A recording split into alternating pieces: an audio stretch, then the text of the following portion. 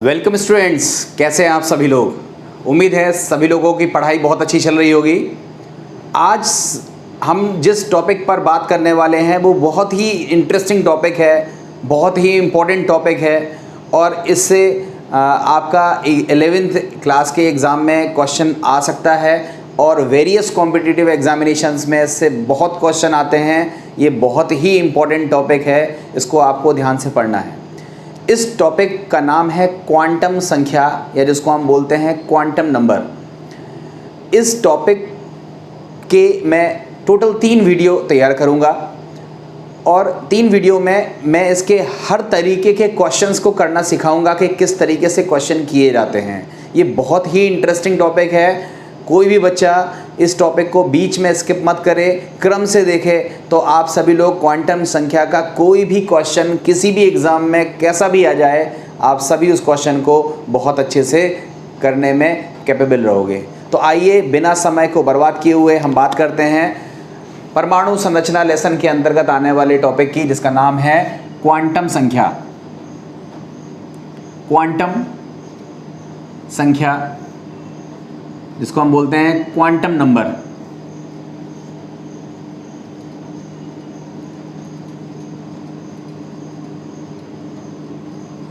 सबसे पहले बात आती है क्वांटम संख्याएं होती क्या हैं। ठीक है, क्वांटम संख्याएं क्या होती हैं। थोड़ी देर के लिए क्वांटम संख्या को 2 मिनट साइड से रखते हुए आप नॉर्मल सा एक हमारे क्वेश्चन का आंसर दो। जैसे हमने आपसे बोला कि हमारे पास एक कोई एलिमेंट है सोडियम, इसका परमाणु क्रमांक है 11, इसमें 11 इलेक्ट्रॉन है। पहली कक्षा में 2 इलेक्ट्रॉन है, दूसरी कक्षा में 8 इलेक्ट्रॉन है, तीसरी कक्षा में 1 इलेक्ट्रॉन है। पता है ना। तो सोडियम एक एलिमेंट है जिसका परमाणु क्रमांक 11 है, इसमें 11 इलेक्ट्रॉन है। हमने आपसे बोला कि इसका पहला इलेक्ट्रॉन कहाँ है, तो आपने कहा यहाँ है। हमने कहा इसका 7वां इलेक्ट्रॉन कहाँ है, तो आपने बोल दिया यहाँ है। अब हम आपसे पूछें कि सोडियम का कोई एक इलेक्ट्रॉन देखो और बताओ कि ये कौन से नंबर का इलेक्ट्रॉन है। पहला है, दूसरा है, 5वां है, 7वां है, 9वां है, 11वां है। मतलब हम इलेक्ट्रॉन को अगर नोटिस करें, किसी भी इलेक्ट्रॉन को नोटिस करें, तो आप सबको पता है कि जो इलेक्ट्रॉन है उसका द्रव्यमान फिक्स है, इलेक्ट्रॉन का आवेश क्या होता है, फिक्स होता है। तो हम कैसे कह देंगे कि ये दूसरा इलेक्ट्रॉन है, ये 5वां इलेक्ट्रॉन है, ये 7वां इलेक्ट्रॉन है। मतलब जब इलेक्ट्रॉन का द्रव्यमान फिक्स है, इलेक्ट्रॉन का आवेश फिक्स है, सभी तत्वों के जितने भी इलेक्ट्रॉन्स होते हैं, सभी तत्वों के जो भी इलेक्ट्रॉन्स होते हैं वो सब कैसे होते हैं, एक जैसे। तो हम कैसे ये आइडेंटिफाई करेंगे कि ये दूसरा इलेक्ट्रॉन है, ये 5वां इलेक्ट्रॉन है। क्लियर है ना। तो हमें पहचानना है कि कौन सा इलेक्ट्रॉन किस नंबर का इलेक्ट्रॉन है, कौन सा इलेक्ट्रॉन 5वें नंबर का है, कौन सा इलेक्ट्रॉन 8वें नंबर का है, कौन सा इलेक्ट्रॉन 11वें नंबर का है। ये हमें पहचान करनी है। तो अब हमें पहचान करनी है, तो आप बताओ हम पहचान कैसे करेंगे। उसके लिए मैं आपको एक एग्जाम्पल लेता हूँ, आपको ज़्यादा बेहतर समझ में आ जाएगा। जैसे थोड़ी देर के लिए सोचो कि आप जो हो वो इन केस अमेरिका चले गए। अमेरिका चले गए और आपको अमेरिका में बैठ करके बहुत रोना आ रहा है। आपको एक कोने में बैठे हुए हो, बहुत रो रहे हो। चांस की बात है मैं भी वहाँ पहुँचता हूँ और मैं आपसे पूछता हूँ भाई क्यों रो रहे हो। तो आप जैसे ही मेरे मुंह से हिंदी सुनते हो, थोड़ा सा आप रोना कम कर देते हो और थोड़ा सा आपके चेहरे पर स्माइल आ जाती है। क्यों आ जाती है?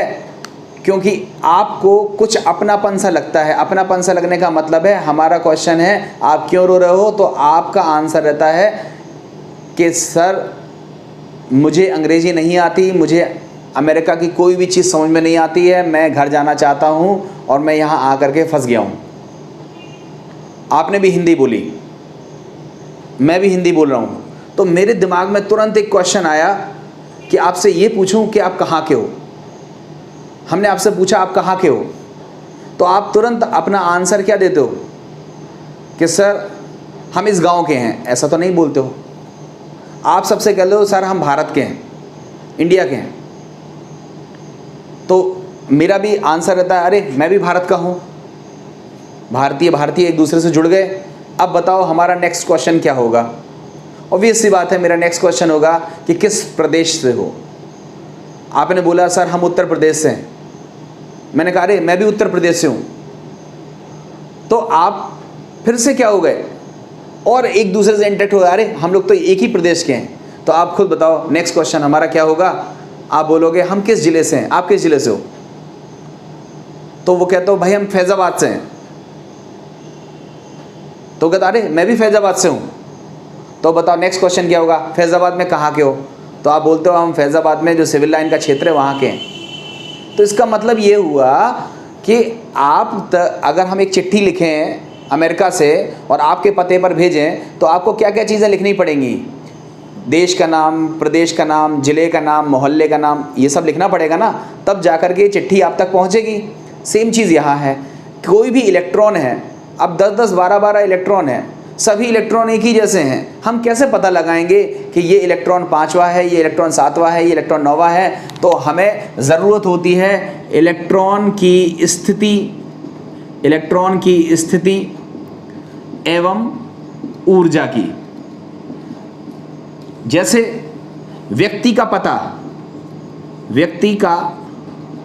पता या एड्रेस कैसे पता चलता है, तो आप बोलते हो देश का नाम, प्रदेश का नाम, ज़िले का नाम और उसके बाद मोहल्ले या गांव का नाम। अगर ये 4 चीज़ें आपको बता दी जाएं तो आप किसी व्यक्ति के पते तक पहुंच जाओगे ना। उसी तरह से इलेक्ट्रॉन का पता लगाने के लिए हमें इलेक्ट्रॉन की स्थिति पता होनी चाहिए, पोजीशन पता होनी चाहिए और इलेक्ट्रॉन की ऊर्जा पता होनी चाहिए। इलेक्ट्रॉन की स्थिति और ऊर्जा को बताने के लिए हम जिन संख्याओं का उपयोग करते हैं उन संख्याओं को हम बोलते हैं क्वांटम संख्या। तो आप बताओ, आपका एक पॉइंट तो टनाटन तैयार हो गया। हमने आपसे बोला क्वांटम संख्याएं क्या होती हैं, तो आप बोलते हो इलेक्ट्रॉन की स्थिति एवं ऊर्जा को ज्ञात करने के लिए हमें जिन संख्याओं की आवश्यकता होती है उन्हें हम क्वांटम संख्या कहते हैं। क्लियर? जैसे व्यक्ति का एड्रेस होता है उसी तरह से इलेक्ट्रॉन का एड्रेस क्या होता है, उसकी स्थिति, उसकी ऊर्जा। स्थिति और ऊर्जा को हम निकालने के लिए जिन संख्याओं का यूज करते हैं उसे हम क्या बोलते हैं, क्वांटम संख्या। अब हमारा नेक्स्ट क्वेश्चन आता है, क्वांटम संख्याएं कितने प्रकार की होती हैं। क्वांटम संख्याएं कितने प्रकार की होती हैं, तो पहले तो आप नाम याद कर लो और संख्या याद कर लो। क्वांटम संख्याएं 4 प्रकार की आपको पढ़नी है। क्वांटम संख्याएं 4 प्रकार की होती हैं। पहला होता है जिसको हम बोलते हैं मुख्य क्वांटम संख्या, मुख्य क्वांटम संख्या, जिसको हम बोलते हैं प्रिंसिपल क्वांटम नंबर। इसको स्मॉल n से प्रदर्शित करते हैं, इंग्लिश वर्ड में अभी डिटेल में लिख रहा हूं, ठीक है। दूसरा होता है जिसको हम बोलते हैं दिगंशी क्वांटम संख्या, दिगंशी क्वांटम संख्या, जिसको हम इंग्लिश में कहते हैं एजीमुथल क्वांटम नंबर। अभी इंग्लिश वर्ड लिख रहा हूं, इसको L से प्रदर्शित करते हैं। तीसरा होता है जिसको हम बोलते हैं चुंबकीय क्वांटम संख्या,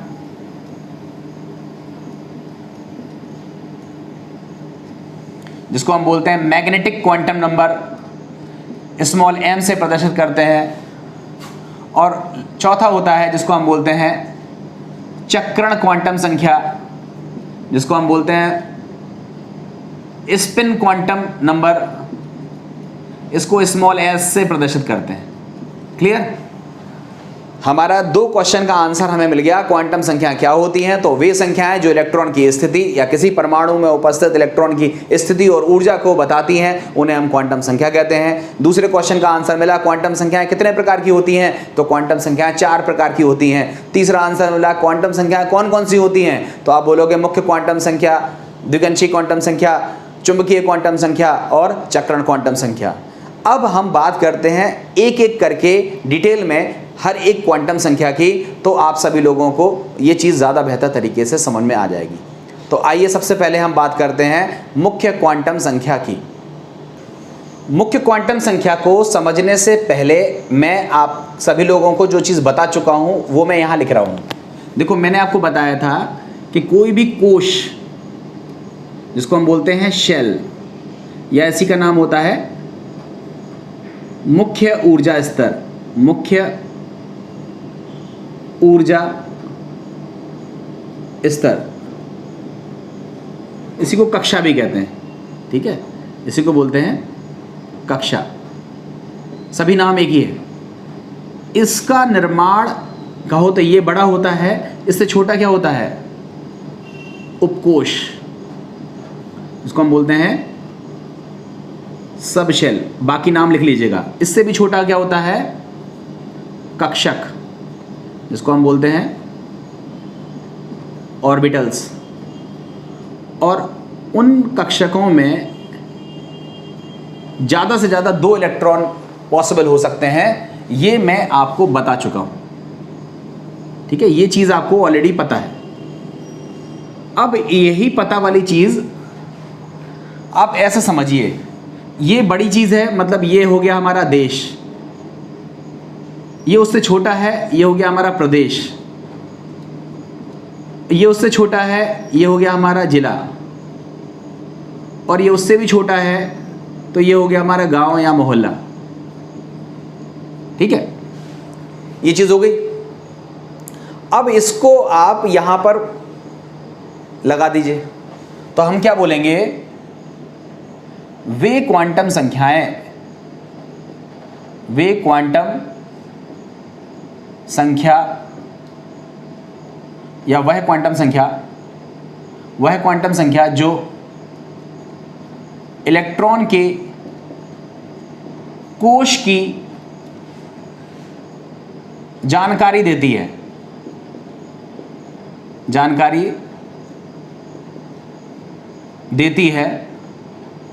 मुख्य क्वांटम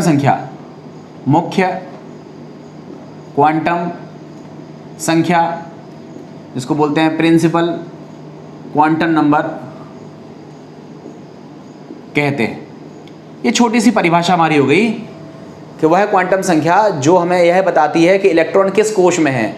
जैसे हमने कहा सोडियम, इसका परमाणु क्रमांक है 11, इसकी पहली कक्षा में 2 इलेक्ट्रॉन है, दूसरी कक्षा में 8 इलेक्ट्रॉन है, तीसरी कक्षा में 1 इलेक्ट्रॉन है। तो हमने बोला कि हमारा 5वां इलेक्ट्रॉन कहाँ पर है, तो आपने कह दिया 5वां इलेक्ट्रॉन हमारी दूसरी कक्षा में है, दूसरा कोश में है। तो आप बताओ, कहीं ना कहीं आपको इलेक्ट्रॉन का पता लगाना है तो हमें पता होना चाहिए ना कि इलेक्ट्रॉन किस कोश में है। तो कोश की जानकारी हमें जिन संख्याओं से मिलती है उसे हम क्या बोलते हैं? मुख्य क्वांटम संख्या। और मुख्य क्वांटम संख्या को स्मॉल n से प्रदर्शित करते हैं, इसे स्मॉल n से प्रदर्शित करते हैं।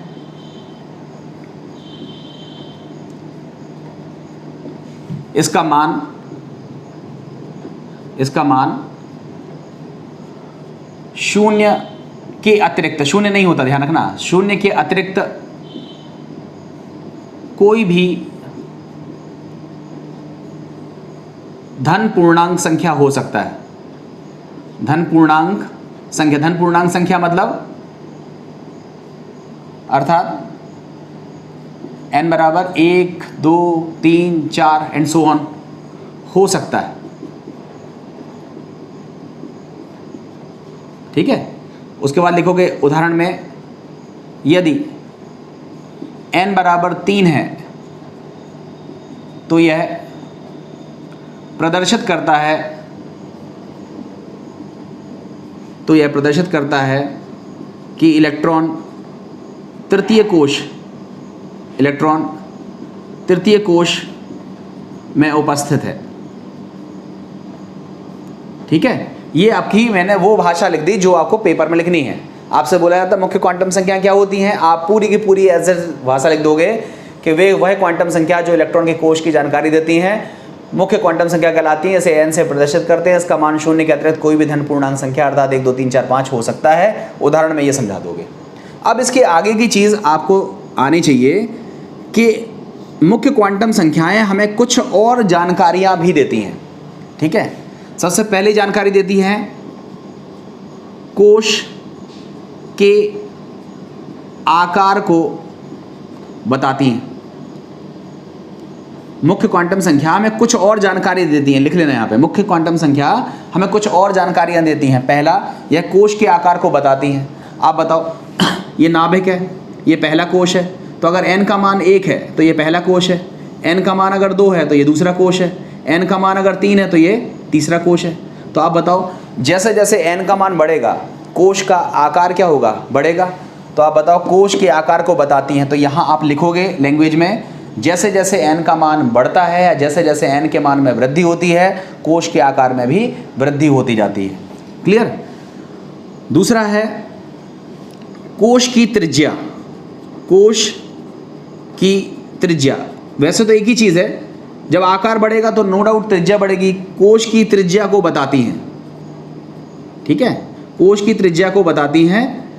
कैसे बताती हैं, इसको लेकर के नील बोर्ड ने अपना एक सूत्र दिया था, उस सूत्र को मैं लिख रहा हूँ, Rn बराबर n square h square upon 4 pi square m e square into z,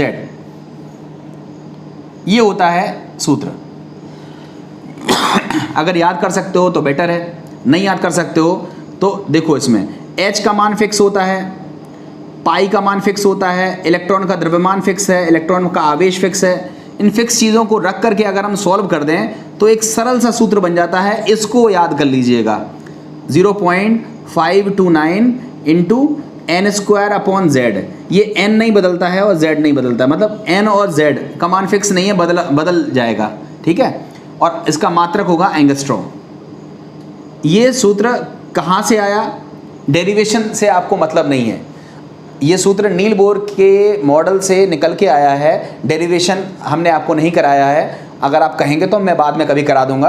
अभी फ़िलहाल आप याद रखिए कि जैसे हमारा ये इलेक्ट्रॉन है, अगर ये यहाँ चक्कर लगा रहा है तो हम कहेंगे ये पहली कक्षा में चक्कर लगा रहा है। अगर इलेक्ट्रॉन यहाँ चक्कर लगा रहा है तो हम कहेंगे दूसरी कक्षा में चक्कर लगा रहा है। अगर इलेक्ट्रॉन यहाँ चक्कर लगा रहा है तो इसका मतलब ये तीसरी कक्षा में चक्कर लगा रहा है। हमारा क्वेश्चन ये है कि चलो बताओ, हाइड्रोजन के लिए प्रथम कक्षा की त्रिज्या क्या होगी, प्रथम कक्षा की त्रिज्या क्या होगी, तो बताओ। सिंपल सी चीज़ है, आपको उठा के ये सूत्र लगा देना है। अब बताओ, दो चीज़ें हैं, एक तो है z और एक है n। अगर प्रथम कक्षा है तो n बराबर हो गया 1, और चूंकि हाइड्रोजन है और हाइड्रोजन का परमाणु क्रमांक कितना होता है 1, तो n का मान 1 रखोगे, z का मान 1 रखोगे, फाइनली सॉल्व करोगे तो R1 बराबर कितना हो जाएगा 0.529 एंगस्ट्रॉम। मतलब हाइड्रोजन की जो प्रथम कक्षा है उसकी त्रिज्या का मान कितना होता है 0.529। हमने आपसे क्वेश्चन पूछा, चलो बताओ लिथियम के द्वितीय कक्षा की त्रिज्या बताओ। लिथियम के, या Li+ कर दो आप, Li2+ के द्वितीय कक्षा की त्रिज्या कितनी होगी, तो बताओ। बहुत सिंपल सी चीज़ है, आपको ये लगाना है, तृतीय मतलब n का मान 3 रखना है, ठीक है, 0.529, ये तो ठीक है।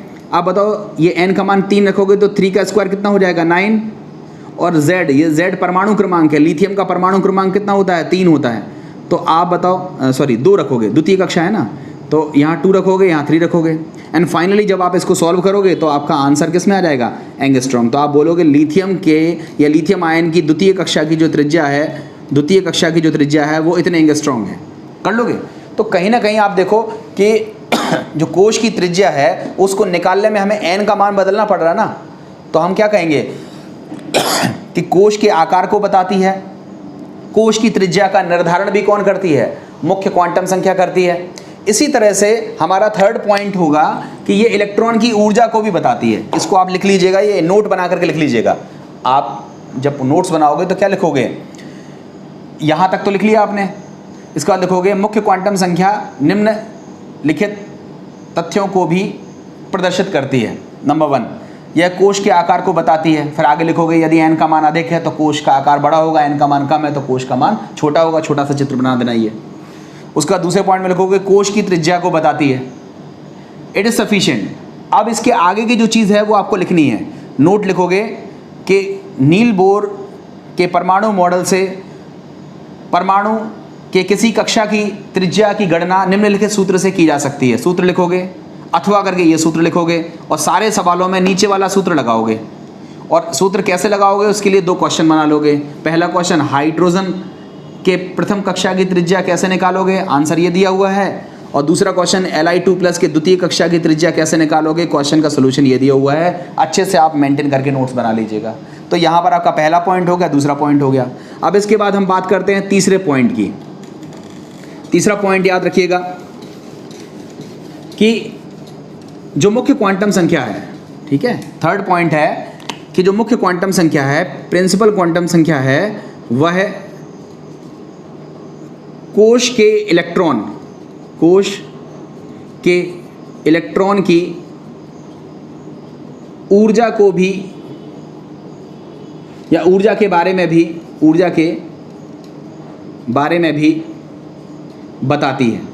ठीक है, आप बताओ, अगर इलेक्ट्रॉन पहली कक्षा में घूम रहा है तो इसकी ऊर्जा कुछ होगी, दूसरे में घूम रहा है तो इसकी ऊर्जा कुछ और होगी, तीसरे में घूम रहा है तो इसकी ऊर्जा कुछ और होगी। आपने पढ़ा भी था, मान लो इसकी ऊर्जा 2 जूल है, इसकी ऊर्जा 5 जूल है, इसकी ऊर्जा 13 जूल है। तो आप बताओ, अगर 2 जूल वाला इलेक्ट्रॉन है, अगर इसको आप ऊर्जा दोगे तो वो कहाँ चला जाएगा? ऊपर वाली कक्षा में। और ज़्यादा ऊर्जा दोगे तो कहाँ चला जाएगा? तीसरी कक्षा की ऊर्जा में। मतलब कहने का ये हुआ कि अगर n का मान कम है, अगर n का मान कम है तो ऊर्जा कम है, और जैसे जैसे n का मान बढ़ रहा है तो ऊर्जा का मान बढ़ रहा है। कक्षाओं की ऊर्जा बढ़ रही है, मतलब इलेक्ट्रॉन जो उन कक्षाओं में चक्कर लगा रहा है उनकी ऊर्जा में भी क्या हो रही है? वृद्धि हो रही है। तो सीधा सा अगर हम शॉर्ट में लिखना चाहें तो इस तरह लिख सकते हैं कि मुख्य क्वांटम संख्या कोश में इलेक्ट्रॉन की ऊर्जा के बारे में भी बताती है।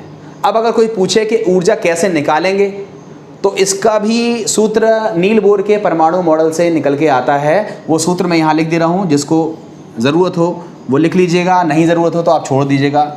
-2 pi square m e⁴ z square upon pi square h square, ये होता है सूत्र। सूत्र चूँकि थोड़ा लंबा चौड़ा है, मे बी आप भूल सकते हो, आप खुद देखो। यहाँ पाई स्क्वायर नहीं, यहाँ n स्क्वायर है। इस सूत्र में देखो, पाई का मान फिक्स है, m का मान फिक्स है, आवेश फिक्स है, h का मान फिक्स है। अगर फिक्स संख्याओं के मान को रख दिया जाए तो इस सूत्र को हम सिंप्लीफाई कर सकते हैं। सिंप्लीफाई करके कैसे बना सकते हैं? -13.6 z square upon n square, ये होता है सूत्र, और इसका मात्रक निकल के आता है इलेक्ट्रॉन वोल्ट। ये सबसे सिंपल फॉर्मूला है, इसको आप याद कर लीजिए। अब अगर हम आपसे क्वेश्चन पूछें कि चलो बताओ, हाइड्रोजन की प्रथम कक्षा की ऊर्जा कितनी होती है? ऊर्जा कितनी होती है? तो बढ़िया चीज़ है, आप ये सूत्र उठाओगे। हाइड्रोजन की प्रथम कक्षा, मतलब n का मान आपको 1 रखना है, और हाइड्रोजन के लिए z का मान 1 होता है। मान रख दोगे, मान रखने के बाद आप निकालोगे तो En का वैल्यू कितना होता है? -13.6 इलेक्ट्रॉन वोल्ट। ठीक है, तो आप बोलोगे जो इलेक्ट्रॉन की जो पहली कक्षा की जो ऊर्जा है वो -13.6 इलेक्ट्रॉन वोल्ट है। देखो, ध्यान रखना, ऊर्जा का मान ऋणात्मक नहीं होता है। ठीक है, ऊर्जा का मान ऋणात्मक नहीं होता है, तो ये माइनस चिन्ह ऊर्जा का ऋणात्मक मान नहीं बता रहा है। ये माइनस चिन्ह इसलिए लगाया गया है, आप इसको ऐसा सोचो। अगर आप ये चिन्ह ना लगाते, थोड़ी देर के लिए सोचो, ये चिन्ह नहीं लगा, ये माइनस लगा था, हमने हटा दिया, मान लो ये चिन्ह नहीं लगा है, तो आप खुद सोचो कि जो En है, मतलब जो ऊर्जा है, वो n के क्या होती है? व्युत्क्रमानुपाती। व्युत्क्रमानुपाती देख रहे हो ना, E का मान जो है वो n के क्या हो गया? व्युत्क्रमानुपाती। अब बताओ, अगर n का मान बढ़ेगा तो ऊर्जा का मान क्या हो जाएगा? घट जाएगा। तो बताओ, इसका मतलब पहली कक्षा की ऊर्जा ज़्यादा होनी चाहिए, दूसरी की कम होनी चाहिए, तीसरी की कम होनी चाहिए, मगर होता तो इसका उल्टा है। मतलब n का मान व्युत्क्रमानुपाती ना होकर के कैसा होना चाहिए? समानुपाती होना चाहिए। मगर यहाँ तो अगर हम माइनस का चिन्ह न लगाएं तो En जो है, जो ऊर्जा का मान है, वो मुख्य क्वांटम संख्या के व्युत्क्रमानुपाती है। तो इस व्युत्क्रमानुपाती का जो व्यवहार है वो समानुपाती की तरह हो जाए, इसलिए हमने आगे चिन्ह क्या लगा दिया? माइनस। अब आप मान रखोगे, n का मान जैसे जैसे बढ़ाओगे तो E का मान ऋणात्मक होता जाएगा। समझ में आया ना? और ऋणात्मक संख्या जो होती है वो अपोजिट बिहेवियर करती है। कहने का मतलब ये है कि माइनस चिन्ह लगाने से अब n भले बटे में है, n भले व्युत्क्रमानुपाती में है, मगर चिन्ह माइनस लग गया तो अब इसका जो रिजल्ट होगा वो कुछ इस तरह से होगा कि जो E है वो n के समानुपाती की तरह व्यवहार करेगी। मतलब जैसे जैसे n का मान बढ़ेगा, कोश की ऊर्जा क्या हो जाएगी? बढ़ती जाएगी। खैर, अगर आपको ये सारी चीज़ें इतनी दिमाग में नहीं आ रही हैं तो आप फटाफट 2-3 चीज़ें रिकॉल करके अपने दिमाग में बैठा लीजिए। मैंने आपको फिर बताया, मैं आपको पढ़ाता डिटेल में हूँ। अब आपको कितना पढ़ना है ये आप खुद सेलेक्ट कर सकते हो। आपको डिटेल स्टडी चाहिए तो कोई दिक्कत नहीं है, अगर आपको शॉर्ट में चाहिए तो मैं देखो समअप करता हूँ। मैंने आपसे बोला क्वांटम संख्याएं क्या होती हैं, कितने प्रकार की होती हैं, कौन कौन सी होती हैं, मुख्य क्वांटम संख्या का वर्णन करो। तो आप क्या बोलोगे? वे संख्याएं जो हमें इलेक्ट्रॉन की स्थिति और ऊर्जा को बताती हैं मुख्य क्वांटम संख्या कहलाती हैं। मुख्य क्वांटम संख्याएं 4 प्रकार की होती हैं। पहला मुख्य क्वांटम संख्या, दूसरा दिगंशी क्वांटम संख्या, तीसरा चुंबकीय क्वांटम संख्या, चौथा चक्रण क्वांटम संख्या। अब हम सबसे पहले बात करेंगे मुख्य क्वांटम संख्या की। मुख्य क्वांटम संख्या में हमने क्या सीखा कि वे संख्याएं या वह संख्या जो हमें इलेक्ट्रॉन के कोश के बारे में जानकारी देती है, अर्थात यह बताती है कि इलेक्ट्रॉन किस कोश में उपस्थित है, उस क्वांटम संख्या को हम क्या बोलते हैं, मुख्य क्वांटम संख्या। इसे स्मॉल n से प्रदर्शित करते हैं। इसका मान 0 से अतिरिक्त कोई भी धन पूर्णांक संख्या अर्थात n बराबर 1 2 3 4 5 कुछ भी हो सकता है। अब इसके बाद आपको एडिशनल नॉलेज अगर चाहिए है तो एक उदाहरण लिखने के बाद n बराबर 3 है जो यह दर्शाता है कि इलेक्ट्रॉन तीसरे कोश में उपस्थित है। इसको लिखने के बाद आप लिखोगे मुख्य क्वांटम संख्या से निम्नलिखित जानकारियां भी प्राप्त होती हैं। नंबर 1, यह कोश की आकृति को बताती है। n का मान कम है तो कोश छोटा है, n का मान ज़्यादा है तो कोश बड़ा है। तो कोश की आकृति के बारे में ये जानकारी देती हैं। कोश की त्रिज्या को भी मुख्य क्वांटम संख्या निर्धारित करती हैं। त्रिज्या को कैसे निर्धारित करती हैं उसका सूत्र आप अपनी जानकारी के लिए लिख लीजिएगा, क्योंकि जब कंपटीशन में आप जाओगे तो आपको पूछा जाएगा कि लिथियम 2+ आयन के लिए द्वितीय कक्षा की त्रिज्या कितनी है। आपसे पूछेगा कि हाइड्रोजन के या हीलियम के तृतीय कक्षा की त्रिज्या कितनी है, तो फिर आप निकाल नहीं पाओगे। इसलिए त्रिज्या का वो जो सूत्र है वो एक इंपॉर्टेंट सूत्र है और इससे कंपटीशन के क्वेश्चन बहुत बनते हैं। तो त्रिज्या का निर्धारण भी मुख्य क्वांटम संख्या से होता है। उसी तरह से ऊर्जा का निर्धारण भी मुख्य क्वांटम संख्या से होता है। ऊर्जा का सूत्र ये लिखा हुआ है, बड़ा सूत्र याद नहीं हो सकता है तो आप छोटा सूत्र याद कर लीजिए। इस छोटे सूत्र में जो मात्रक है वो इलेक्ट्रॉन वोल्ट है। अगर आप बोलोगे कि हमें ऊर्जा को जूल में बदलना है तो इलेक्ट्रॉन वोल्ट को जूल में बदलने के लिए हम 1.6 × 10⁻⁹ से गुणा कर देंगे तो ये मात्रक पूरा का पूरा किस में कन्वर्ट हो जाएगा, जूल में कन्वर्ट हो जाएगा। जो इलेक्ट्रॉन का आवेश होता है उस आवेश से गुणा भर करने से इलेक्ट्रॉन वोल्ट किस में कन्वर्ट हो जाएगा, जूल में कन्वर्ट हो जाएगा। तो आप अपने सुविधा के अनुसार आंसर इलेक्ट्रॉन वोल्ट में भी दे सकते हो और जूल में भी दे सकते हो। ठीक है, यहाँ जो माइनस चिन्ह है ये केवल इसलिए लगाया गया है जिससे n का जो व्युत्क्रमानुपाती प्रभाव है वो समानुपाती में कन्वर्ट हो जाए, और इसीलिए हमने यहाँ चिन्ह माइनस लगाया है। इसका मतलब ये मत समझिएगा कि ऊर्जा ऋणात्मक होती है, ऊर्जा ऋणात्मक नहीं होती है, ऊर्जा तो धनात्मक ही होती है। तो इस तरह से आपने इन 3 चीज़ों की व्याख्या भी मुख्य क्वांटम संख्या के माध्यम से कर ली। तो यहाँ पर हमारा मुख्य क्वांटम संख्या का टॉपिक कंप्लीट हो जाता है। अब इसके बाद हम सीखते हैं नेक्स्ट क्वांटम संख्या जिसको हम बोलते हैं दिगंशी क्वांटम संख्या या जिसको बोलते हैं एजीमुथल क्वांटम नंबर।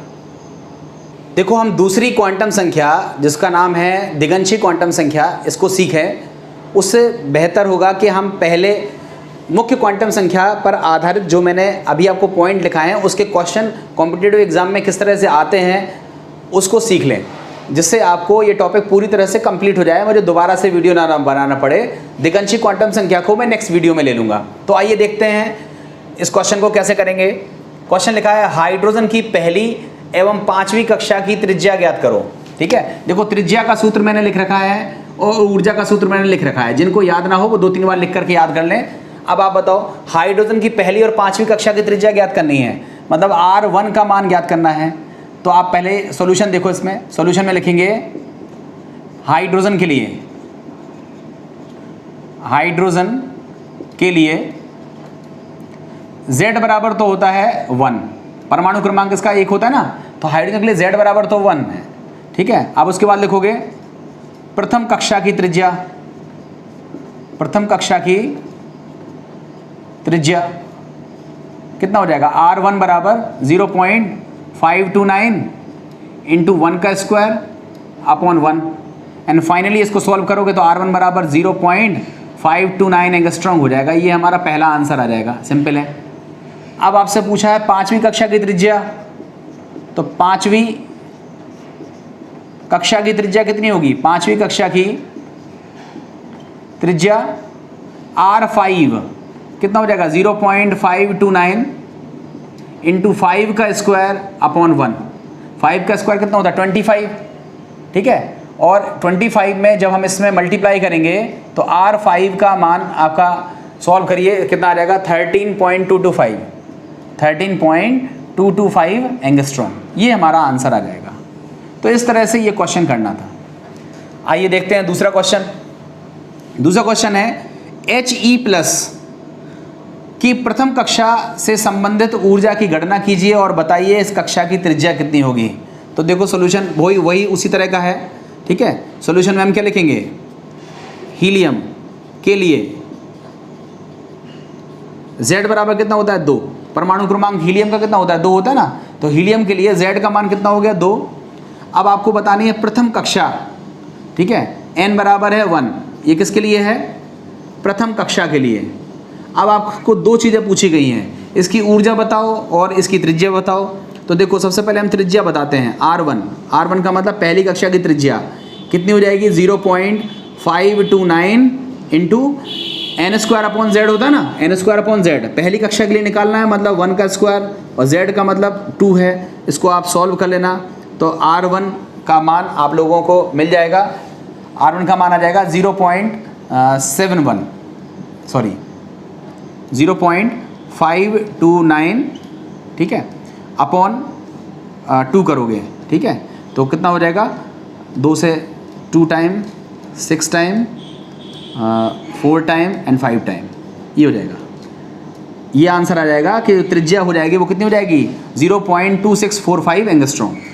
अब आपसे बोल रहा है इसकी ऊर्जा भी बताओ, तो आप इसकी ऊर्जा कैसे निकालोगे, E1 कितना हो जाएगा, -13.6। आप फॉर्मूला देखो, Z²/n², Z² कितना हो जाएगा, 2 का स्क्वायर, और n² मतलब 1 का स्क्वायर, सिंपल है।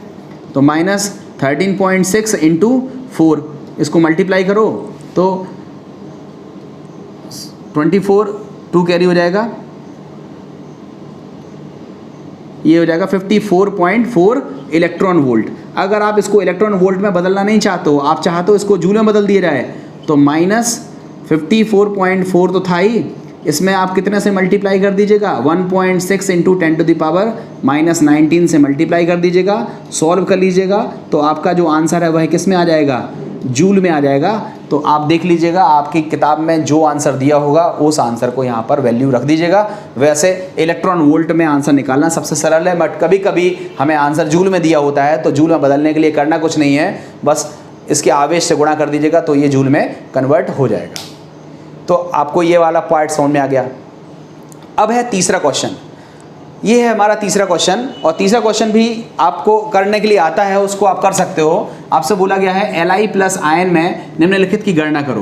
पहला है द्वितीय त्रिज्या की, द्वितीय देखो बोर कक्षा, मतलब ये जो मुख्य क्वांटम संख्या है कक्षा के बारे में बोर ने बताया था, इसलिए हम इसको कक्षा की जगह बोर कक्षा भी कहते हैं, सेम चीज़ है।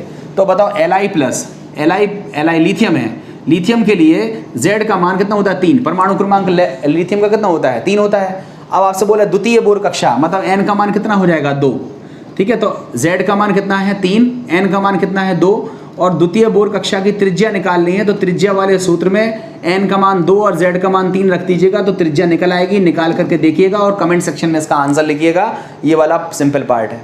उसका द्वितीय बोर कक्षा की ऊर्जा बताओ, सेम चीज़ है, n का मान 2, Z का मान 3, इस सूत्र में रखोगे तो इलेक्ट्रॉन वोल्ट में हमारी ऊर्जा निकल आएगी। इसको आप सॉल्व करके कमेंट सेक्शन में इसका आंसर लिख दोगे।